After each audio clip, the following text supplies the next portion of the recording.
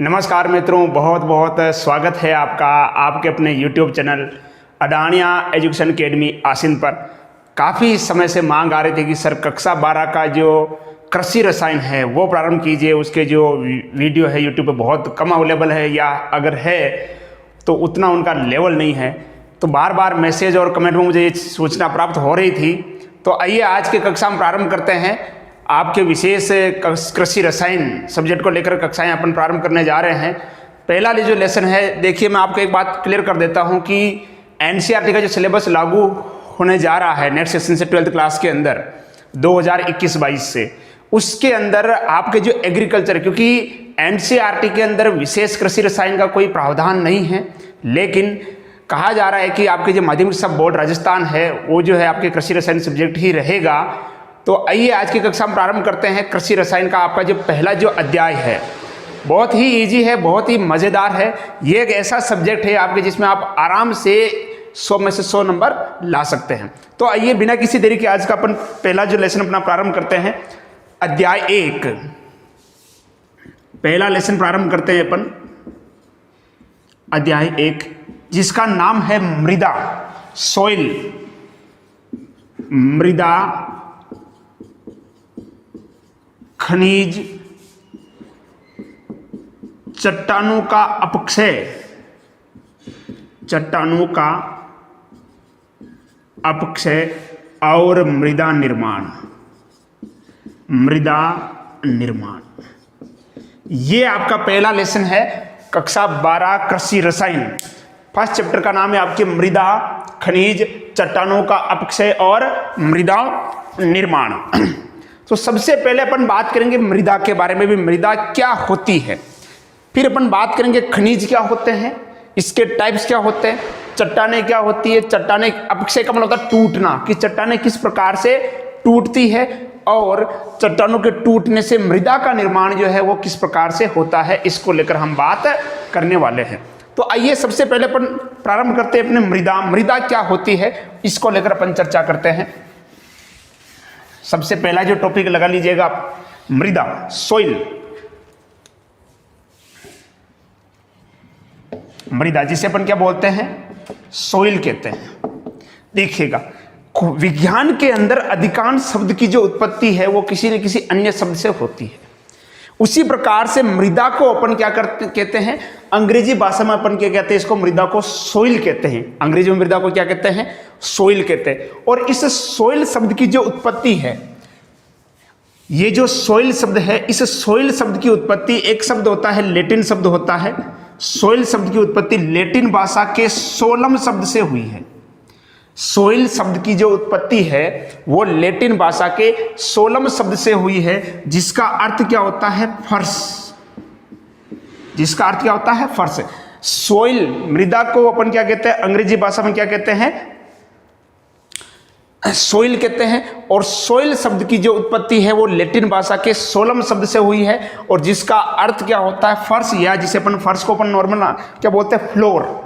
जिसका क्या होता है, फ्लोर या फर्श होता है। इसका मतलब जो पृथ्वी जो है ना, पृथ्वी का जो फर्श है, अगर मैं बात करूं इस प्रकार से कि मान लेते कि ये एक पृथ्वी है ना, ये पृथ्वी है, अपन कहते हैं ना धरती माता, ठीक है। ये जो पृथ्वी है इसकी जो ऊपरी जो भाग होगा ना, ये ऊपरी पृष्ठ जो होगी इसकी लगभग 1.5 से 2 फीट की जो गहराई, ज्यादा गहराई भी नहीं, क्योंकि अंदर जैसे जैसे अपन अंदर की तरफ जाते हैं चट्टान आती जाती है।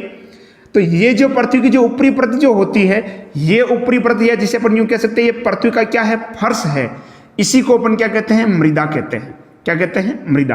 पृथ्वी का जो ऊपरी फर्श जो होता है, पृथ्वी का जो ऊपरी भाग है, इसे क्या कहते हैं, मृदा कहते हैं। इस मृदा के अंदर कार्बनिक, अकार्बनिक, है ना, जीवांश पदार्थ होते हैं। इसका संगठन क्या होता है वो अपन आगे बात करेंगे कि मृदा का संगठन, मृदा कैसे बनती है, क्या क्या मृदा के अंदर होते हैं, वो अपन आगे बात करेंगे। तो एक जनरल अगर अपन बेसिक बात करें मृदा के बारे में, तो मृदा या जिसे अपन सोइल कहते हैं, उस सोइल शब्द की उत्पत्ति जो है लैटिन भाषा के सोलम शब्द से हुई है, जिसका अर्थ क्या होता है, फर्श होता है। क्या होता है, फर्श। अब देखो मृदा को लेकर अलग अलग वैज्ञानिकों ने इसकी अलग अलग परिभाषाएं दी है, तो उसको लेकर हम बात करते हैं कि अलग अलग वैज्ञानिकों ने इसकी क्या परिभाषा दी है।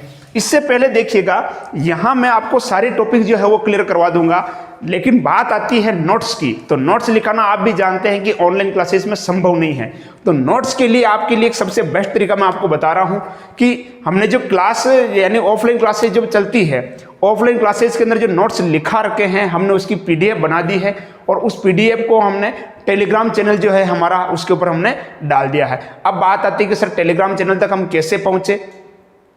तो देखिए, एक तो आपके मोबाइल के अंदर टेलीग्राम जो ऐप है वो इंस्टॉल होना चाहिए। जिस प्रकार से आपके व्हाट्सएप का मोबाइल नंबर से रजिस्ट्रेशन होता है, उसी प्रकार से आपके टेलीग्राम का भी क्या हो जाएगा, रजिस्ट्रेशन हो जाएगा। प्ले स्टोर से जाकर आप टेलीग्राम ऐप डाउनलोड करें और उसका मोबाइल नंबर के द्वारा क्या कर दें, रजिस्ट्रेशन कर दें। उसके बाद जो उसका जो सर्च बार आता है उसमें आप सर्च करें अडानिया एजुकेशन।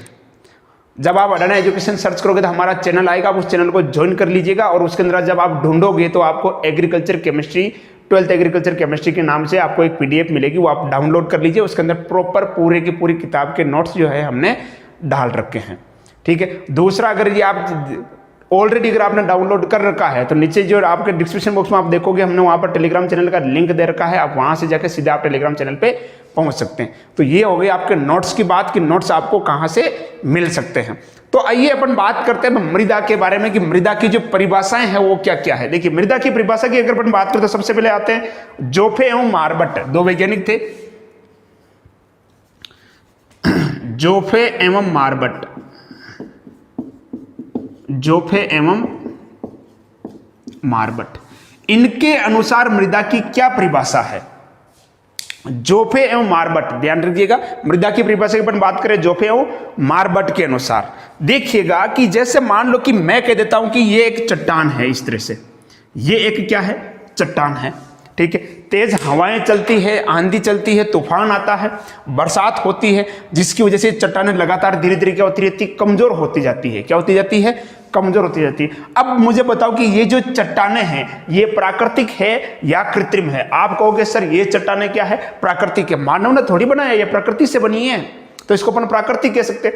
यानी ये जो चट्टानें हैं ये प्राकृतिक है, ठीक है। यानी अपन यूं कह सकते हैं ये प्रकार की प्राकृतिक वस्तु हो गई, या प्राकृतिक पिंड हो गया, या प्राकृतिक पदार्थ हो गया, कुछ भी कह सकते हैं। अब यहां पर जो हवाएं जो चल रही है, हवाएं इन पर क्या लगा रही है, बल लगा रही है। जो हवा चल रही है बताओ वो हवा प्राकृतिक है या कृत्रिम है। आप कहोगे सर हवा भी क्या है, प्राकृतिक है, हवा भी क्या है, प्राकृतिक है। यानी अपन कह सकते हैं कि ये जो चट्टान है ये क्या है, एक प्राकृतिक पदार्थ है। चट्टान क्या है, एक प्राकृतिक पदार्थ है। चट्टान एक क्या है, प्राकृतिक पदार्थ। इधर से ये क्या चल रही है, हवाएं चल रही है। क्या चल रही है, हवाएं। अगर ये हवाएं चल रही है तो ये हवाएं भी क्या है, प्राकृतिक है। और ये हवाएं क्या करेगी, इन चट्टानों पर क्या लगाएगी, बल लगाएगी। क्या लगाएगी, बल। हवाएं बल लगाती है तो आप जानते हो कि जैसे मान लो कि तेज हवा चल रही है, आंधी आ रही, तूफान आ रही, तो आपको खुद को महसूस होता है ना कि हवा पीछे से धकेलती है। आप मान लो कि हवा इधर से आ रही है, आप साइकिल चला रहे हो तो आप जब आओगे कि नहीं, क्योंकि हवा आपको पीछे की तरफ धकेलेगी, क्योंकि हवा बल लगाती है। इसका मतलब तो ये हुआ ना, हवा क्या लगाती है, बल लगाती है, दाब लगाती है, ठीक है। तो ये चट्टानें प्राकृतिक हो गई, ये हवाएं जो चल रही ये भी क्या हो गई, प्राकृतिक हो गई। और इन चट्टानों के द्वारा इन हवाओं के द्वारा चट्टानों के ऊपर जो बल लगेगा वो बल भी क्या होगा, प्राकृतिक होगा। यानी एक तो हो गया आपके प्राकृतिक पदार्थ, और यहां पे जो बल लगेगा वो कौन सा बल लगेगा, प्राकृतिक बल लगेगा। कौन सा लगेगा, प्राकृतिक बल लगेगा। ये प्राकृतिक बल लगने की वजह से चट्टानें क्या हो जाएगी, टुकड़ों में टूट जाएगी धीरे धीरे। कई वर्ष लगते हैं इनमें, इस तरह से चट्टान क्या हो जाएगी, टुकड़ों में टूट जाएगी। और धीरे धीरे टुकड़ों में टूटते टूटते एंड लास्ट में क्या होगा, बहुत छोटे छोटे इसके बारीक बारीक रेत जैसे टुकड़े हो जाएंगे, जिसमें कुछ जीवांश पदार्थ मिल जाएगा, उससे अपन क्या कहेंगे, मृदा कहेंगे।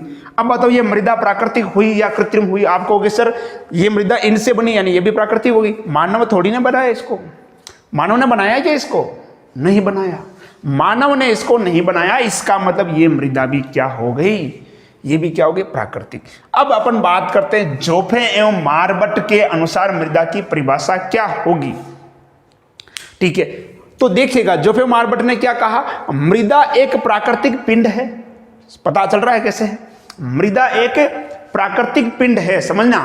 मृदा एक प्राकृतिक पिंड है जो प्राकृतिक पदार्थ, ये प्राकृतिक पदार्थ हो गया। मृदा एक प्राकृतिक पिंड है जो प्राकृतिक पदार्थों पर प्राकृतिक बल लगने के कारण, प्राकृतिक पदार्थों पर प्राकृतिक बल लगने के कारण विकसित हुई है। या बनी है, कैसे भी कह सकते हो। मृदा एक प्राकृतिक पिंड है, मृदा एक प्राकृतिक पिंड है जो प्राकृतिक पदार्थ पर प्राकृतिक बल लगने के कारण क्या हुई है, विकसित हुई है। ये बात किसने कही, ये बात कही जोफे एवं मारबट ने कही। किसने कही, जोफे एवं मारबट ने ये बात कही।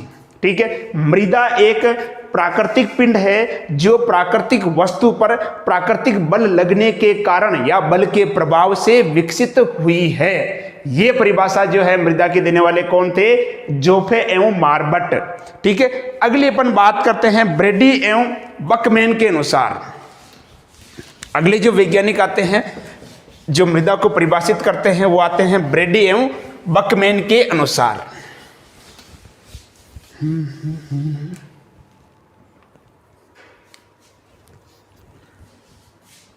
अगला आता है आपका ब्रेडी एवं बकमैन। ब्रेडी एवं बकमैन, इन्होंने देखो मृदा के बारे में क्या कहा। ब्रेडी एवं बकमैन ने क्या कहा, इन्होंने भी कहा कि देखो मृदा एक क्या है, प्राकृतिक पिंड है। इन्होंने भी यही माना कि मृदा एक प्राकृतिक पिंड है। जोफे मारबट ने भी माना मृदा एक प्राकृतिक पिंड है, लेकिन इन्होंने थोड़ा उसको अलग तरीके से, यानी परिभाषा को थोड़ा मॉडिफाई कर दिया। ठीक है, कि जैसे मान लेते हैं कि अपन बात करते हैं कि जोफे मारबट ने कहा कि जैसे ये चट्टाने हैं और चट्टानों के टूटने से क्या बनती है, ये मृदा बन गई। क्या बन गई, मृदा बन गई। तो इन्होंने क्या कर दिया, देखो ब्रेडी और बकमैन ने क्या कह दिया कि इसके अंदर कुछ पदार्थ और मिला दिया, जिसे अपन बोल सकते हैं जीवांश पदार्थ। यानी जीव जो मर जाता है, मरने के बाद उस जीव का जो अंश बचता है वो इसके अंदर मिल जाएगा। जीवांश पदार्थ, कार्बनिक और अकार्बनिक पदार्थ, कार्बनिक व अकार्बनिक पदार्थ, ये भी इसके अंदर मिल जाते हैं। यानी उन्होंने टूटने की बजाय एक शब्द उपयोग में लिया जिसे अपन बोलते हैं विच्छेदन। विच्छेदन का मतलब भी क्या होता है, टूटना ही होता है। विच्छेदन का मतलब भी क्या होता है, टूटना है। तो उन्होंने क्या कहा था कि मृदा एक प्राकृतिक पिंड है जो अपक्षयित खनिज पदार्थ, विच्छेदित एवं अपक्षयित खनिज पदार्थ। उन्होंने क्या कहा, देखिए ब्रेडी एवं बकमैन ने, मृदा एक प्राकृतिक पिंड है जो विच्छेदित एवं अपक्षयित खनिज पदार्थ तथा विच्छेदित एवं अपक्षयित खनिज पदार्थ तथा कार्बनिक पदार्थों के सड़ने गलने, कार्बनिक पदार्थों के सड़ने गलने से विकसित हुई है। मृदा एक प्राकृतिक पिंड है जो अपक्षयित जो खनिज या अकार्बनिक पदार्थों के अपक्षयित या विच्छेदित एवं सड़ने गलने से विकसित हुई है। ये बात किसने कही, ब्रेडी एवं बकमैन ने कही। किसने कही, ब्रेडी एवं बकमैन ने कही। ठीक है, अब देखिएगा एक बार क्वेश्चन आ गया था कि मृदा विज्ञान के जनक किसे कहा जाता है। मृदा विज्ञान के जनक किसे कहा जाता है। ठीक है, पहली चीज तो आती है कि मृदा विज्ञान किसे कहते हैं। मृदा विज्ञान किसे कहेंगे, सॉइल साइंस अपन किसे कह सकते हैं भाई। जिसी सीधी सी बात है कि अगर मान लो अपन कहे जीव विज्ञान, तो इसका मतलब क्या हुआ भाई, जीव विज्ञान का मतलब क्या हुआ, जिसके अंदर जीवों का अध्ययन करेंगे वो जीव विज्ञान है। वनस्पति विज्ञान, जिसके अंदर वनस्पति का अध्ययन करेंगे वो वनस्पति विज्ञान है। ठीक है, रसायन विज्ञान, जिसमें पदार्थों के अंतर परिवर्तन, उनके गुणों का अध्ययन करेंगे वो रसायन विज्ञान है। भौतिक विज्ञान, जिसमें भौतिक घटनाओं के बारे में अध्ययन करेंगे वो भौतिक विज्ञान। तो उसी प्रकार से मृदा विज्ञान क्या होगा, जिसमें मृदाओं का अध्ययन किया जाता है, उसे अपन क्या कहते हैं, मृदा विज्ञान कहते हैं, है ना। तो मृदा का जो अध्ययन जो होता है, ध्यान दीजिएगा, मृदा का अध्ययन, मृदा अध्ययन यानी विज्ञान की वह शाखा जिसके अंदर मृदा का अध्ययन किया जाता है, मृदा निर्माण और मृदा के प्रकार का अध्ययन करते हैं, उसे अपन क्या बोलते हैं, मृदा विज्ञान कहते हैं। मृदा विज्ञान जो है दो प्रकार का होता है, एक तो होता है पेडोलॉजी और एक होता है मृदा शास्त्र। एक तो होता है पेडोलॉजी, क्या होता है, पेडोलॉजी, और दूसरा होता है मृदा शास्त्र। दूसरा जो होता है वो कौन सा होता है, मृदा शास्त्र। यानी मृदा का अध्ययन दो तरह से अपन करते हैं, एक तो जिसे अपन बोलते हैं पेडोलॉजी, एक होता है मृदा शास्त्र। पेडोलॉजी में क्या होता है, देखो मृदा को एक प्राकृतिक पिंड मानकर उसका अपन क्या करते हैं, अध्ययन करते हैं। मृदा को एक प्राकृतिक पिंड मानकर, मृदा को अपन क्या मानते हैं, इसके अंदर एक प्राकृतिक पिंड माना जाता है। मृदा को एक प्राकृतिक पिंड मानकर इसमें अपन क्या करते हैं, अध्ययन करते हैं, जिसके अंदर मृदा का जन्म यानी मृदा कैसे बनी, मृदा को एक प्राकृतिक पिंड मानते हैं, और मृदा का निर्माण यानी मृदा कैसे बनी, ठीक है, और उसका वितरण यानी कहाँ कहाँ पे किस प्रकार की मृदा पाई जाती है, ये सभी किसके अंदर आ जाता है, आपके पेडोलॉजी के अंदर आ जाता है। मृदा का निर्माण, उसका वितरण, वो सब किसके अंदर आएगा, पेडोलॉजी के अंदर। दूसरा आता है आपका मृदा शास्त्र। मृदा शास्त्र में अपन देखो नाम से पता चलता है, मृदा शास्त्र यानी पादप समुदाय के संदर्भ में। मृदा शास्त्र में अपन क्या लेते हैं, पादप समुदाय को ध्यान में रखकर जब मृदा की परिभाषा दी जाती है तो वो आ जाता है मृदा शास्त्र आ जाता है। क्या जाता है, मृदा शास्त्र। यानी उच्च श्रेणी के जो पादप होते हैं, ध्यान दीजिएगा, यदि मृदा को उच्च श्रेणी के पादपों के संबंध में अगर परिभाषित किया जाएगा तो उसे अपन बोलेंगे मृदा शास्त्र। और यदि मृदा का निर्माण या मृदा का जन्म से लेकर उसके वितरण यानी कहाँ कहाँ पे किस प्रकार की मृदा पाई जाती है उसकी बात करेंगे तो उसे अपन बोलेंगे पेडोलॉजी। और पादपों के संबंध में जब मृदा की बात की जाएगी तो उसे अपन कहेंगे मृदा शास्त्र। क्या कहेंगे, मृदा शास्त्र।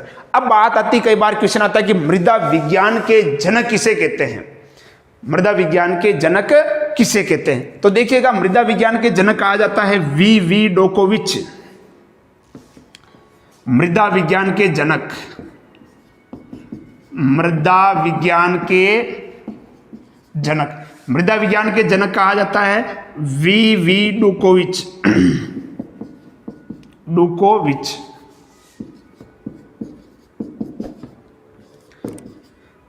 वी डोकोविच या विस्लिन डोकोविच, इनको कहा जाता है मृदा विज्ञान के जनक कहा जाता है। ठीक है, क्लियर। एक बार मैं इसको थोड़ा देख लेता हूं, कैमरे को कहीं कट नहीं रहा आपके, थोड़ा इसको एडजस्ट कर लेते हैं।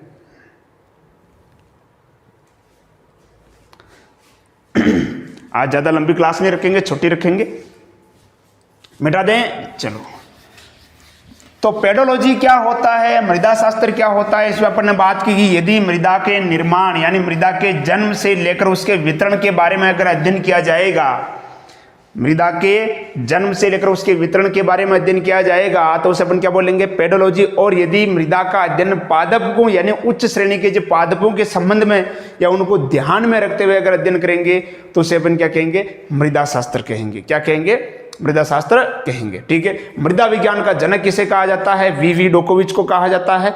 वी डोकोविच को अपन क्या कहते हैं, मृदा विज्ञान का क्या कहते हैं, जनक कहते हैं।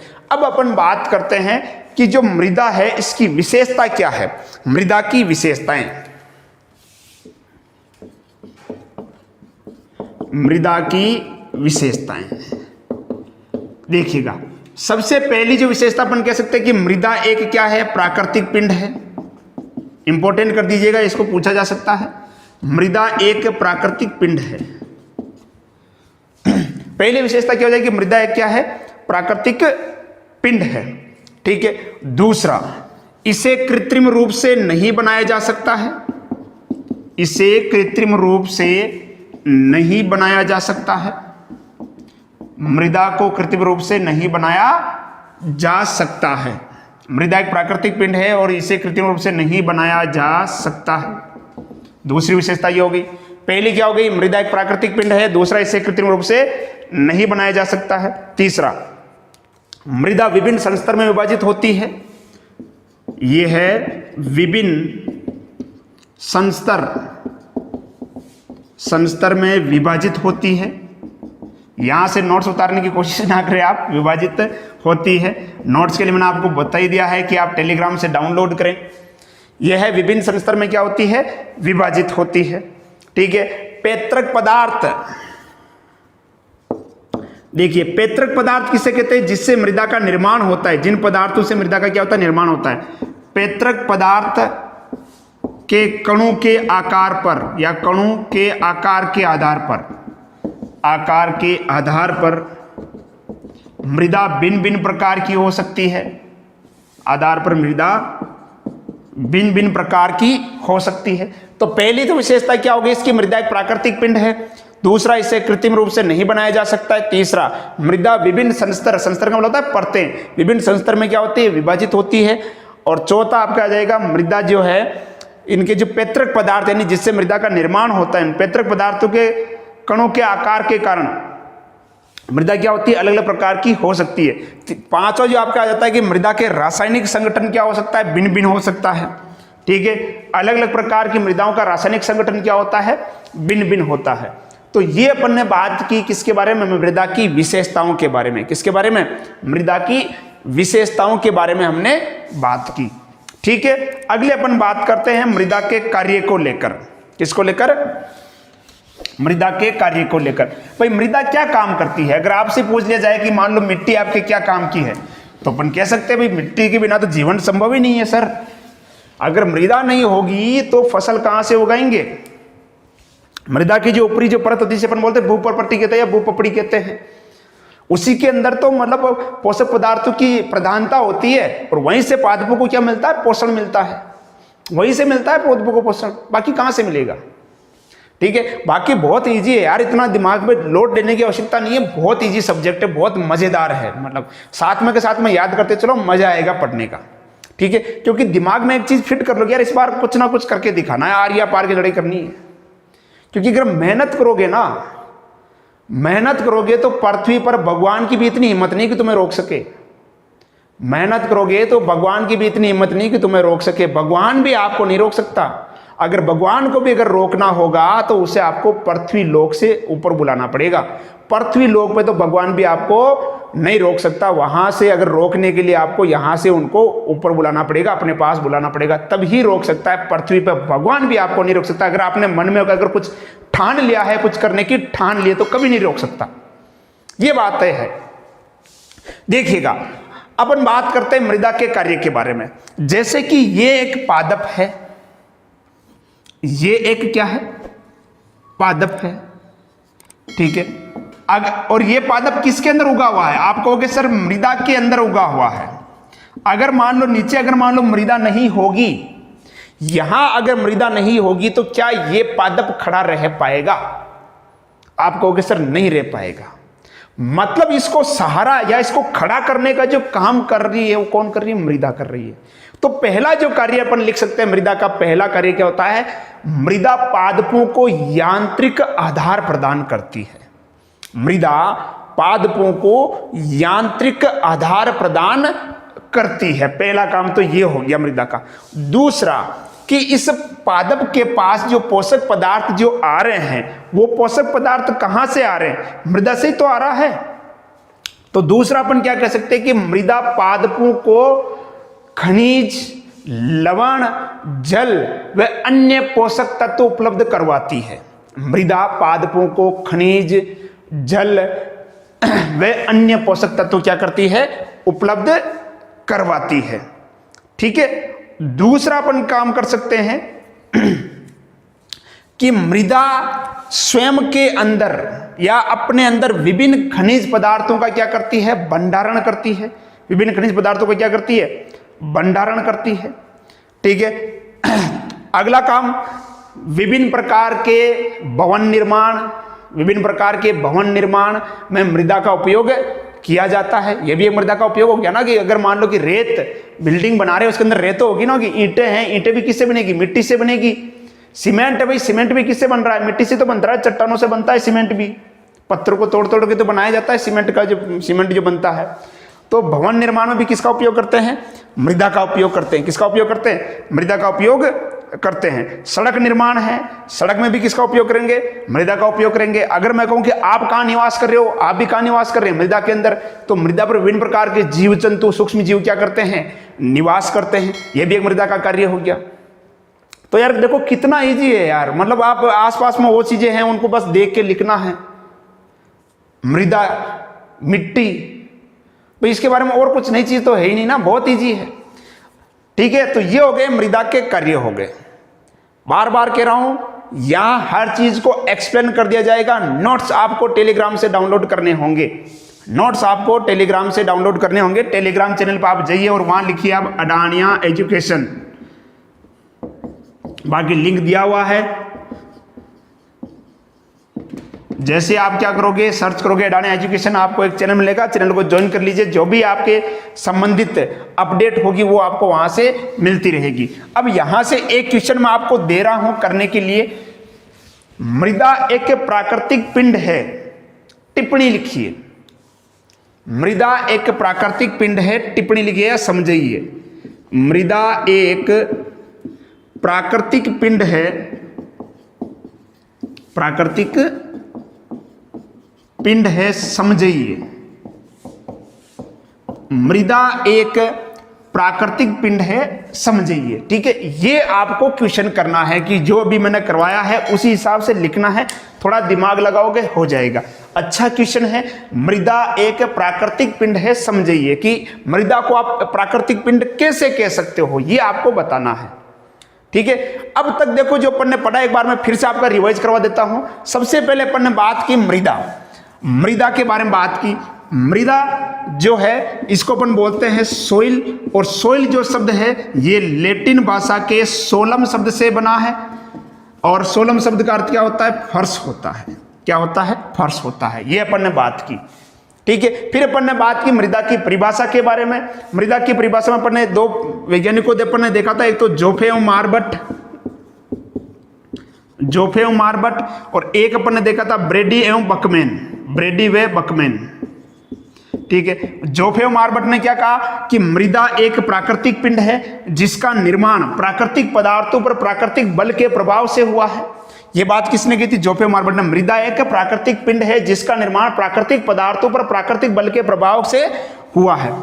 ब्रेडी एवं बकमैन ने क्या कहा था?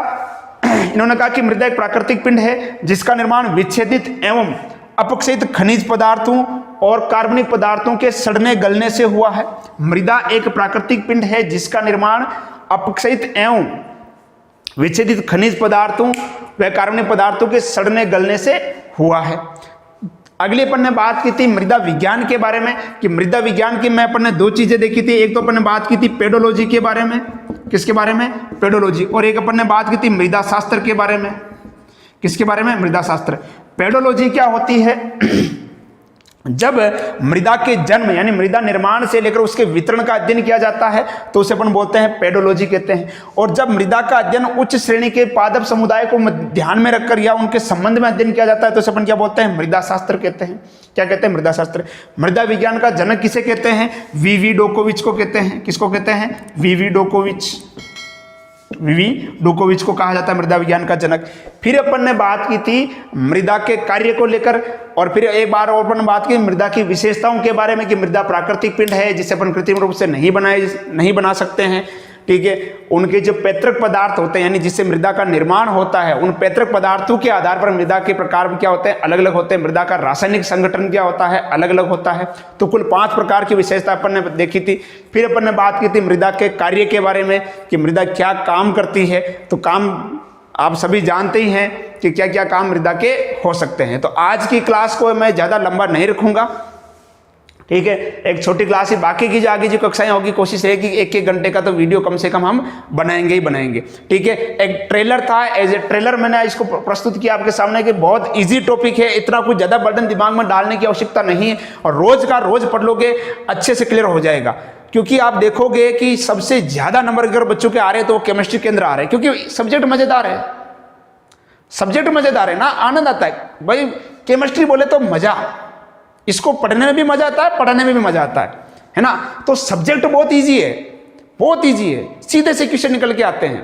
तो नोट्स प्रॉपर बनाते चलो। स्कूलें कब खुलेगी, कोचिंगें कब चलेगी, इसका कोई भरोसा नहीं। ना आपको पता है, ना मुझे पता है, ना जो उच्च पदों पर बैठा है उनको पता है।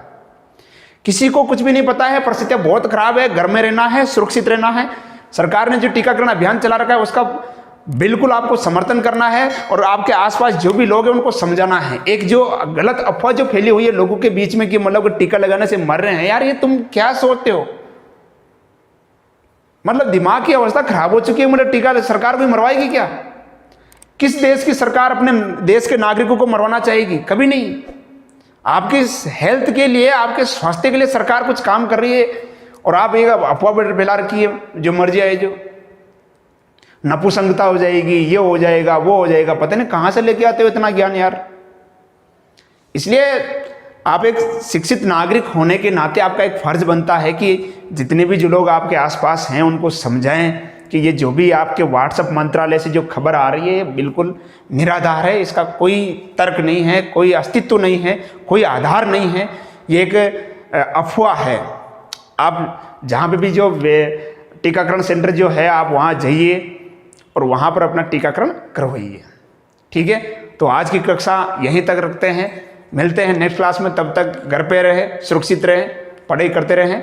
और यदि ये कक्षा आपको पसंद आई है, हाँ ये चीज़ मैं पहले कह रहा हूँ कि मेरी जो स्पीड थोड़ी ज़्यादा है, स्पीड ज़्यादा होने का कारण क्या है कि मैं सोच रहा हूँ कि थोड़ा स्पीड चल के जो चैप्टर इजी है, क्योंकि ये चैप्टर वैसा नहीं है जिसको इतना मतलब वो अपन धीरे धीरे करें। जहाँ पे जरूरत पड़ेगी ना, जहाँ पे जरूरत पड़ेगी वहाँ अपन क्या करेंगे, इसको स्लो करेंगे, ठीक है। क्योंकि कोर्स भी करवाना है ना, कोर्स भी तो करवाना है यार, कोर्स भी तो करवाना है। आपके 13-14 चैप्टर, 12 चैप्टर तो सीधे सही है, कोर्स भी करवाना है। कटे नहीं कटे क्या पता, जैसे पिछली बार तो कट गया चलो सिलेबस, लेकिन इस बार क्या पता सर स्कूलें कब खुले भाई। 1 जुलाई से तो आपका सेशन स्टार्ट होता ही है, तो क्या पता कि सिलेबस कटे नहीं कटेगी। हर बार तो सरकार भी सिलेबस नहीं काटेगी, ऐसे कटते काटते कितना काटेगी, क्योंकि नींव कमजोर रह जाएगी ना। अगर नींव कमजोर रहेगी तो इस पर भवन कभी भी, बिल्डिंग कभी मजबूत खड़ी नहीं की जा सकती, क्योंकि भविष्य खराब हो जाएगा। बच्चे का भविष्य खराब हो तो देश का भविष्य भी खराब करेगा, है ना। तो स्पीड थोड़ी ज़्यादा है, चिंता करने की जरूरत नहीं है, स्पीड अपन कम करेंगे। क्योंकि मैंने इसको स्पीड थोड़ा इसलिए ज़्यादा कि ऐसा कोई टॉपिक था नहीं जिसमें इतना मतलब धीरे धीरे चला जाए, आपको भी बोरियत महसूस होने लगती।